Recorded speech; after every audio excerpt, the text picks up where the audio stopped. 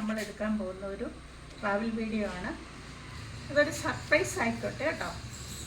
അപ്പം നമുക്ക് വീഡിയോയിലോട്ട് പോവാം. ഓക്കെ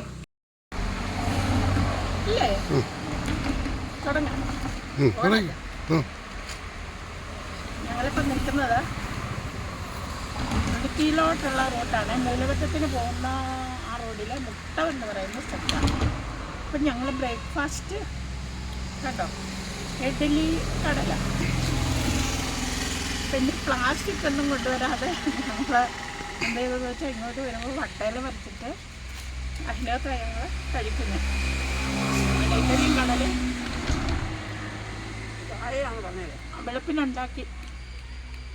വെളുപ്പിനുണ്ടാക്കി കൊണ്ടുവന്നതാണ്. പിന്നെ ഉച്ചക്കലത്തുള്ള ലഞ്ചും കയ്യിൽ ഉണ്ട്. അപ്പം നമുക്ക് ഇപ്പം കടയിലൊന്നും കയറാതെ തന്നെ നമുക്ക് യാത്ര ചെയ്യാമല്ലോ, ടീ ഷോപ്പിലൊന്നും കയറണ്ടല്ലോ.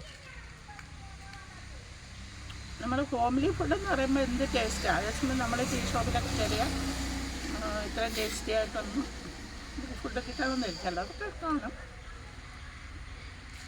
അപ്പം ഞങ്ങൾ കുറച്ച് വിശന്ന് പോയി. അപ്പോൾ നിർത്താനൊരു സ്പേസ് കണ്ടില്ല, എല്ലാം ലൈൻ ടെക്കാണ് റോഡിൽ. തണലുള്ളിടവും വേണമായിരുന്നു. അപ്പോൾ ഇവിടെ കണ്ടത് ഇവിടെ നമുക്ക് ഇനി കഴിച്ചിട്ട് ഇങ്ങോട്ട് പോവാം. നമ്മളിപ്പോഴേ കുടയത്തൂർ എത്തിയിരിക്കുകയാണ് കേട്ടോ. നമ്മൾ ആ ഡാമിലേക്ക് പോവാണ്. അപ്പം മുട്ടത്ത് നിന്ന് നമ്മൾ ലെഫ്റ്റ് തിരിഞ്ഞിട്ട് പാലം കയറി പോവാണ്. ഇതാ ഒരു പാലമുണ്ട്, നമ്മളവിടെ ശ്രദ്ധിച്ച് കയറി പോവേണ്ടതുണ്ട്. കണ്ടോ, ചുവപ്പ് റെഡ് കത്തിയിരിക്കായതുകൊണ്ട് നോക്കിയ പാലത്തിന് അപ്പുറത്ത് റെഡ് കത്തിയിരിക്കായതുകൊണ്ട് നമ്മൾ പാലത്തെ ഇപ്പോഴേ കയറാൻ പാടില്ല. വേറെ വണ്ടികൾ വരാനുള്ള സാധ്യതയുണ്ട്. കണ്ടോ, ഈ പാലം കയറി നമ്മൾ പോകണം. അവിടെയാണ് നമ്മൾ കാണാം ഗ്രീൻ കത്തി കേട്ടോ. അപ്പം നമുക്കിപ്പോൾ പെർമിഷനായിട്ടുണ്ട് ഈ പാലത്തെ കൂടെ പോകാനായിട്ട്. ഒരു വണ്ടിക്ക് കഷ്ടിച്ച് പോകാനുള്ള സ്ഥലമുണ്ട്, അത്രയേ ഉള്ളൂ. ഒരു ബൈക്ക് വന്നേക്കുന്നു, വലിയ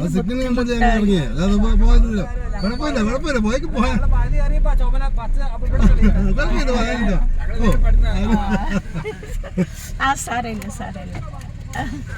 രണ്ട് കത്തി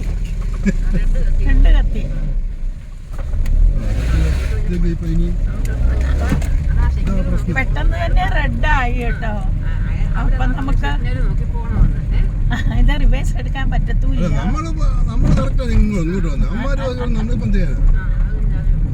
നമുക്കിപ്പോൾ ഒന്നും ചെയ്യാൻ പറ്റത്തില്ല, കാരണം ഇവിടെ വീതിയില്ല. ശരിക്കും ഒരു വണ്ടിക്ക് പോകാനുള്ള വീതി മാത്രമേ ഉള്ളൂ ഇവിടെ. അത് വലിയൊരു ഡേഞ്ചറാണ് കേട്ടോ. ഞാൻ നോക്കിയപ്പോൾ ശരിക്കും ഇനി ഇവിടെ നിന്ന് അങ്ങോട്ടാ നേരെ കേട്ടോ. ശരിക്കും ഈ റോഡൊന്നും ടാറിങ് ഉണ്ട്, എന്നാലും ഒരു മെയിൻ്റനൻസ് ഒക്കെ അത്യാവശ്യമുള്ള റോഡൊക്കെയാണ് ഇത്. അതുകൊണ്ട് എന്ത് ഭംഗിയാന്നൊക്കെ. ശരിക്കും ഞാൻ ഈ റോഡിൽ കൂടെ ഒക്കെ വന്നിട്ടുണ്ട്, പക്ഷേ ഇങ്ങനെ ലെഫ്റ്റ് തിരിഞ്ഞിട്ട് ഇവിടെയാണെന്നൊന്നും എനിക്കറിയത്തില്ല. ഇത് കേരളത്തിലെ ഇടുക്കി ജില്ലയിലെ മലങ്കര ഡാമിൻ്റെ ക്യാച്ച്മെൻറ്റ് ഏരിയ. ഭയങ്കര ആഴമുണ്ട് ഇവിടെ. കുറച്ചങ്ങോട്ട് തിരികെ പോയാൽ നമുക്ക് ഷൂട്ടിങ് നടക്കുന്ന സ്ഥലമൊക്കെ ഉണ്ട്, അതൊക്കെ നമുക്ക് കാണാൻ പറ്റും. ദൃശ്യം, അതുപോലെ തന്നെ കഥ പറയുമ്പോൾ, അങ്ങനെ ചില മൂവീസൊക്കെ ഇവിടെ വെച്ച് മിക്കവാറും ഇവിടെ ഷൂട്ടിങ് നടക്കുന്നുണ്ടെന്നാണ് പറയുന്നത്. അത്രയ്ക്ക് നല്ല ഭംഗിയുള്ള ഒരു പ്രദേശമാണ് ഇവിടെ. ഇപ്പോൾ ഈ മുളയുടെ ഇത് ഇലയൊക്കെ ചില്ലയൊക്കെ ഇങ്ങനെ കിടക്കുന്നതുകൊണ്ട് നമുക്ക് ശരിക്കും അത് ക്ലാരിറ്റി കുറവാണ്. ഇടുക്കി ജില്ലയിലെ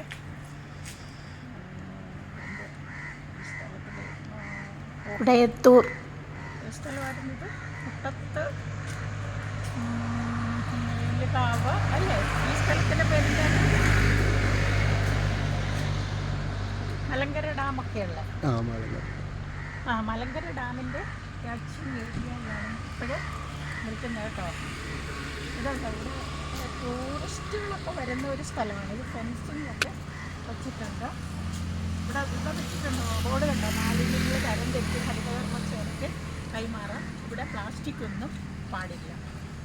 അപ്പോൾ അതുപോലെ തന്നെ ഇവിടെ മരങ്ങൾ വെച്ച് പിടിപ്പിച്ചിട്ടുണ്ട്. ഇത് ഞാവൽമരം.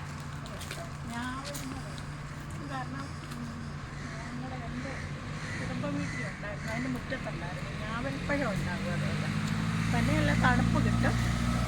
അപ്പോൾ അതിനൊക്കെ വേണ്ടിയിട്ടാണ് ഇത് മരങ്ങളൊക്കെ ഇഷ്ടം പോലെ വെച്ച് പിടിപ്പിച്ചേക്കുന്നത്. ഇനി നമുക്ക് വേറെ ഒരു ഷൂട്ടിംഗ് നടക്കുന്ന ഒരു സ്ഥലമുണ്ട്. കഥ പറയുമ്പോൾ ദൃശ്യം തുടങ്ങിയ കുറേ മൂവീസ് മലയാളത്തിൽ ഷൂട്ട് ചെയ്ത സ്ഥലമുണ്ട്. അവിടേക്ക് ഞങ്ങളിനി പോകുന്നുണ്ട്.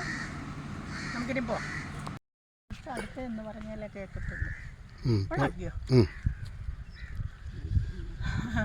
ഇപ്പോഴും നമ്മൾ നിൽക്കുന്ന കുടയത്തൂരാണ് കേട്ടോ. കുടയത്തൂർ ഒരു മലങ്കര ഡാമിൻ്റെ ക്യാച്ചിങ് ഏരിയയാണ്. അതുപോലെ തന്നെ ഇതിൻ്റെ അക്കരെ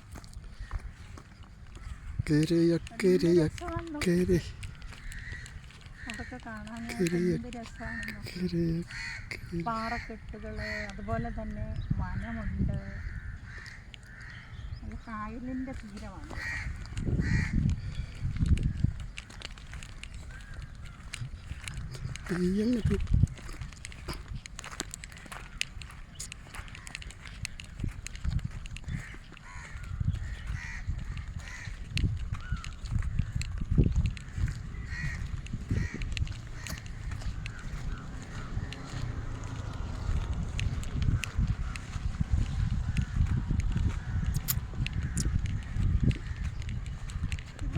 വെള്ളം കയറിയ സ്ഥലമാണെന്ന് തോന്നുന്നു. കണ്ടില്ലേ, ഇവിടെ എല്ലാം നല്ല നനവുണ്ട്.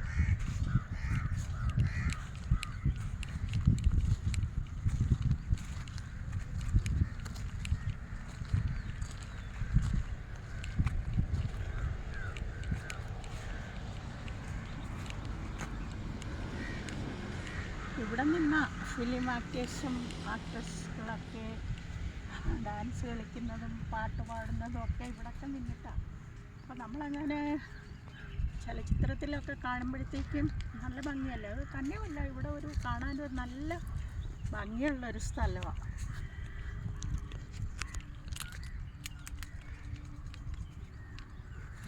നാല് വശവും മലകളാൽ ചുറ്റപ്പെട്ട് കിടക്കുന്നു. പക്ഷേ ഇവിടം നല്ല സമാന്തരമായിട്ട് കിടക്കുന്ന ഒരു സ്ഥലമാണ്.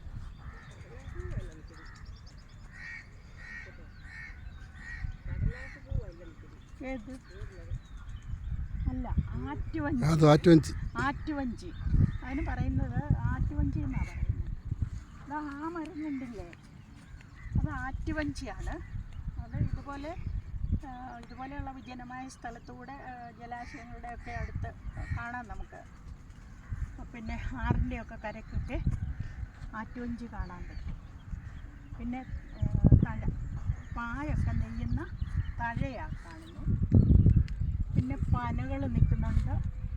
ഒരു ഭാഗത്ത് ആൾക്കാരുടെ താമസമുണ്ട്, ജനങ്ങൾ താമസിക്കുന്നുണ്ട്. പക്ഷേ ഈ ഭാഗത്തോട്ട് എനിക്ക് തോന്നുന്നു നേരത്തെ ഇവിടെ കെട്ടിടങ്ങളൊക്കെ ഉണ്ടായിരുന്നു എന്ന് തോന്നുന്നുണ്ട്. പക്ഷേ ഇപ്പം ഈ സൈഡിൽ ആൾക്കാരെ ഒന്നും കാണാനില്ല, വീടുകളും കാണാനില്ല. പക്ഷേ അങ്ങേ സൈഡിൽ ഇഷ്ടം പോലെ നല്ല വീടുകൾ കാണുന്നുണ്ട്. അപ്പോൾ ഇവിടെയൊക്കെ കണ്ടില്ല എന്ത് ഭംഗിയാന്ന് നോക്കി. ഇങ്ങനെ നോക്കിക്കഴിഞ്ഞാൽ എന്ത് രസമാണെന്ന് നോക്കി. നമ്മളിങ്ങോട്ട് വന്നപ്പോൾ ഒരു തടിപ്പാലം കണ്ടില്ലേ. ആ തടിപ്പാലത്തെ വരുവാന്ന് പറഞ്ഞാൽ ശരിക്കും നൂൽപ്പാലത്തെ കൂടെ പോകുന്ന പോലെ ഒരു അപ്പുറത്തും ഇപ്പുറത്തും സിഗ്നൽ ലൈറ്റുണ്ട്. റെഡ് ലൈറ്റ് കത്തിയാൽ ആ പാലത്തെ കൂടെ എതിരെ വരുന്ന വണ്ടി കയറാൻ പാടില്ല, അങ്ങനെയാണ് നിയമം. അപ്പം നമ്മുടെ വണ്ടി കയറിയപ്പോഴാണ് ഒരു ബൈക്ക് വന്നത്. ഒറ്റ വണ്ടിക്ക് അവിടെ കയറാൻ പറ്റുള്ളൂ, പാലത്തെ കൂടെ കയറാൻ പറ്റത്തുള്ളൂ. അപ്പോൾ ഒരു ബൈക്ക് വന്ന് സൈഡ് കൊടുക്കാനുള്ള ഇടമില്ല. അപ്പോൾ അവർ പറഞ്ഞു അത്രയും പോലും സ്ഥലം അവിടെ ഇല്ല സൈഡ് കൊടുക്കാൻ. അങ്ങനെയുള്ള ഒരു പാലത്തിലോട്ട്, അത് തടിപ്പാലമാണ്, ഇങ്ങോട്ട് കയറുന്ന ഒരു തടിപ്പാലമാണ്. അപ്പോൾ ഇനി നമുക്ക് അടുത്ത സ്ഥലത്തേക്ക് പോവാം.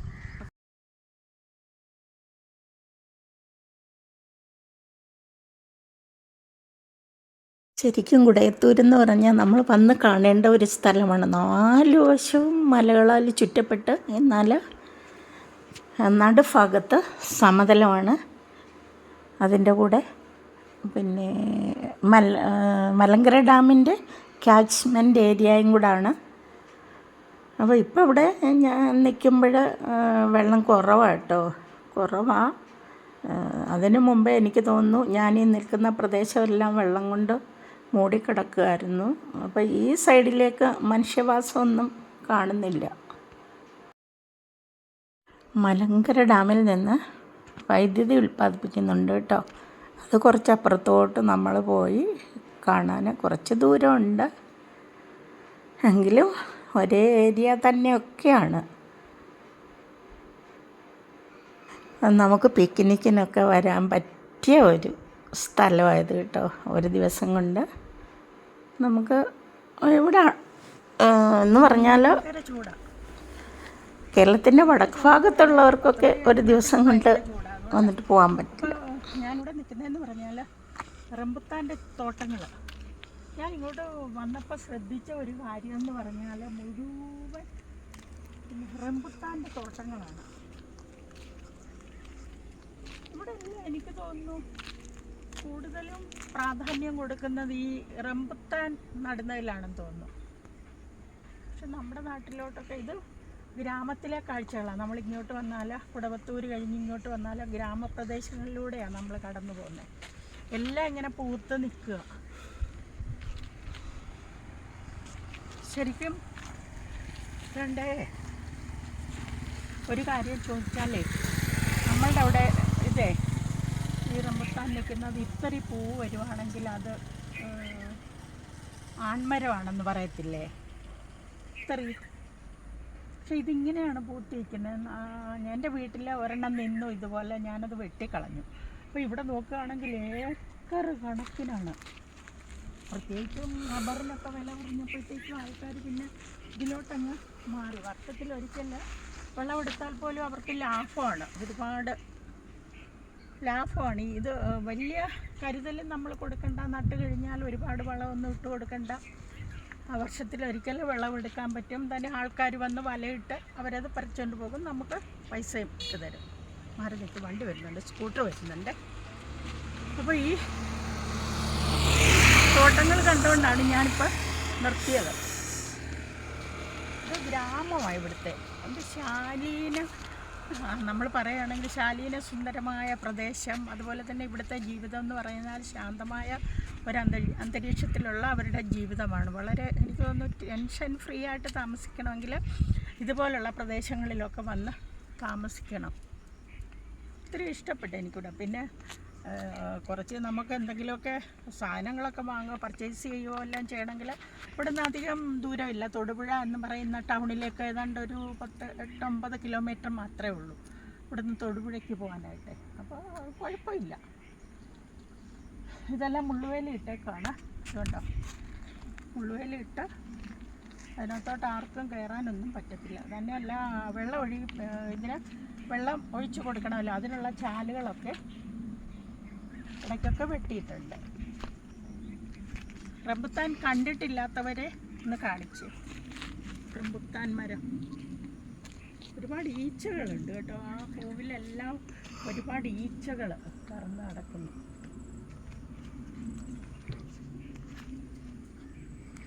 ഇതിപ്പോൾ ഈ വർഷം തന്നെ കായ്ക്കും ഇത്.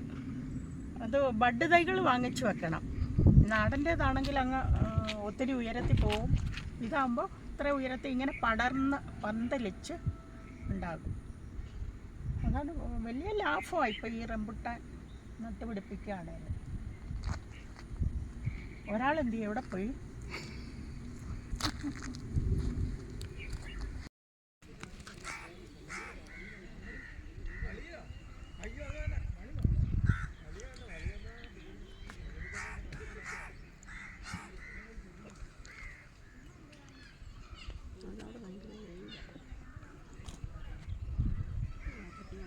നമ്മളങ്ങനെ മലങ്കര ഡാമിൻ്റെ അടുത്തെത്തിയിരിക്കുക കേട്ടോ.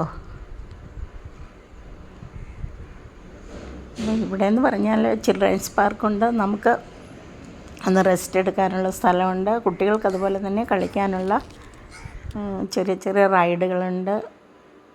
ബെഞ്ചുകളൊക്കെ ഇട്ടിട്ടുണ്ട്. ഊഞ്ഞാലുണ്ട്. അതൊക്കെ നല്ല രസമാണ് ഇവിടെ. നമ്മൾ കുറേ സമയം ഇവിടെ സ്പെൻഡ് ചെയ്ത് കഴിഞ്ഞാൽ നമ്മുടെ മനസ്സൊക്കെ ശരിക്കും ഒന്ന് ഫ്രഷാകും ഇതുപോലെയുള്ള ഏരിയയിൽ വന്നാൽ. പാർക്കിംഗ് ഏതാണ്ട് 60 രൂപയാണെന്ന് തോന്നുന്നു വണ്ടി പാർക്ക് ചെയ്യാൻ. വണ്ടി പാർക്ക് ചെയ്തിട്ടാണ് ഞങ്ങൾ ഇവിടേക്ക് ഈ ഏരിയയിലേക്ക് പ്രവേശിച്ചത്. ഇവിടെല്ലാം ഇങ്ങനെ കമ്പി ഇട്ടിട്ടുണ്ട്. അങ്ങോട്ടാരും വീഴാതും എടുത്തിയാടാതും ഒക്കെ കമ്പിയൊക്കെ ഇട്ട് സുരക്ഷിതം ആക്കിയിട്ടുണ്ട്.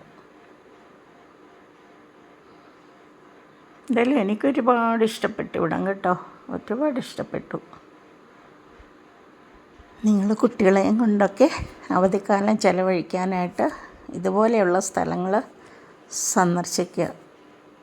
വളരെ നല്ലൊരു നമ്മുടെ ഓർമ്മയിൽ തങ്ങി നിൽക്കുന്ന ഒരു യാത്രയായിരിക്കും ഇതെന്ന് പ്രത്യേകിച്ച് പറയേണ്ട കാര്യമില്ലേ, നിങ്ങൾ കണ്ടില്ലേ.